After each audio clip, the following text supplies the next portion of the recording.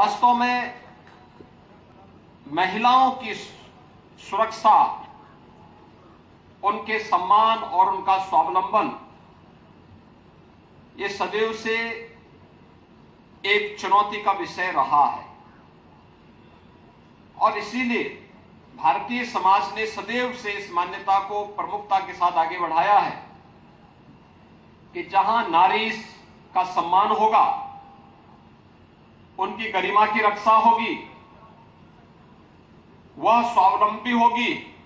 वह समाज सशक्त होगा, आत्मनिर्भर होगा और सर्वांगीण विकास की बुलंदियों को छूता हुआ दिखाई देगा। यह कार्य नारी गरिमा की सुरक्षा, उनके सम्मान और उनके स्वावलंबन से जुड़ा हुआ एक ऐसा मुद्दा है जिसे आज प्रधानमंत्री मोदी जी की प्रेरणा से उत्तर प्रदेश सरकार मिशन शक्ति के चतुर्थ चरण के रूप में शारदीय नवरात्रि की प्रथम तिथि से प्रारंभ करके आज उसे निरंतर आगे बढ़ाने का कार्य कर रही है। अब तक उत्तर प्रदेश पुलिस बल और उत्तर प्रदेश शासन के विभिन्न नौकरियों में हम लोगों ने 1.5 लाख से अधिक बेटियों को, बहनों को अब तक सेवाएं दी हैं। लेकिन परिवहन निगम की बसें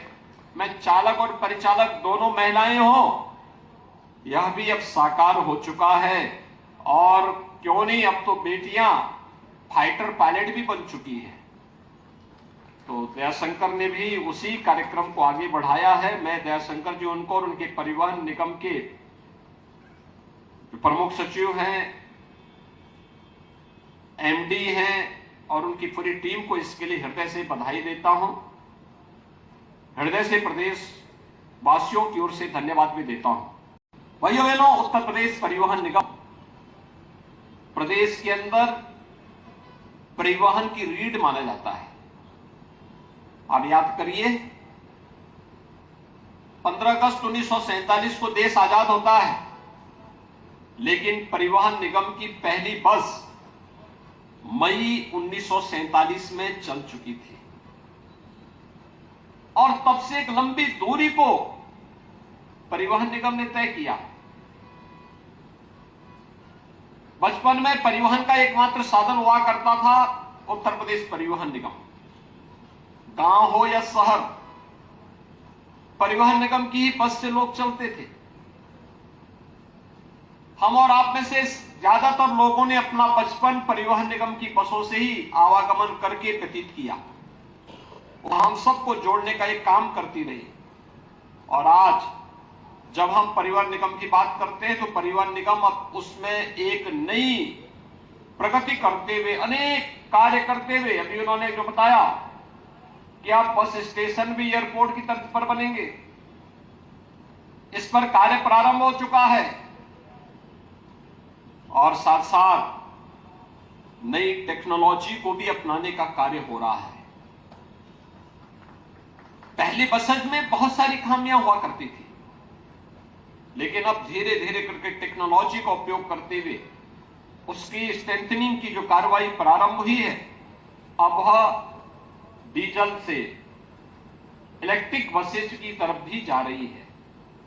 और बहुत शीघ्र आप देखेंगे बहुत बड़ा बेड़ा परिवहन निगम के पास भी और अनुबंधित बसेज के रूप में भी परिवहन निगम जिनका संचालन करता हुआ दिखाई देगा, वह इलेक्ट्रिक बसेज के रूप में होगा, यानी जिसमें कोई पॉल्यूशन नहीं होना है, बहुत अच्छे ढंग से आवाज भी नहीं होती है और स्पीड उसकी सामान्य बस से भी अच्छी हो सकती है। टेक्नोलॉजी और तकनीक यानी तकनीक का उपयोग करके हम जीवन में बहुत कुछ परिवर्तन कर सकते हैं। परिवहन निगम की इस कार्यकुशलता को हम लोगों ने प्रयागराज कुंभ में भी देखा। 24 करोड़ श्रद्धालुओं को वहां नहाने, संगम में स्नान करने, प्रयागराज के अलग अलग स्थानों में जाने का जो अवसर प्राप्त हुआ था, यह भी वहां देखने को मिला। और साथ साथ एक और चीज जो हम लोगों ने देखा वह ये कि जब इस सदी की सबसे बड़ी महामारी, वैश्विक महामारी कोरोना आई थी, उस दौरान जब उत्तर प्रदेश के 40 लाख लोग और अलग अलग राज्यों से भी जुड़े हुए लोग जब अन्य राज्यों से विस्थापित हुए थे,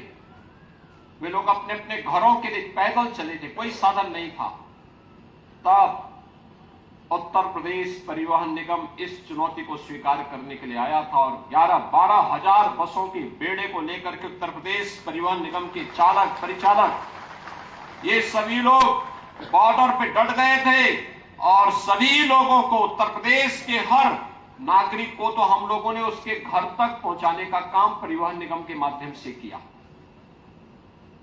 और अन्य राज्यों के लोगों को भी उत्तर प्रदेश की सीमा तक पहुंचाने का काम उन लोगों के लिए किया गया। कोटा राजस्थान में फंसे हुए वे 14,000 बच्चे उत्तर प्रदेश के और 4,000 बच्चे उत्तराखंड के जो वहां कोचिंग कर रहे थे, लॉकडाउन के बाद वहां स्थिति खराब हो गई।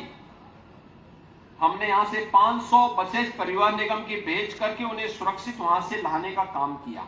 और आज परिणाम क्या है कि वे सभी उत्तर प्रदेश में आज अभ्युदय कोचिंग के साथ ज्यादातर लोग जुड़ करके बेहतरीन भविष्य के निर्माण में अपना योगदान दे रहे हैं। भाइयों बहनों,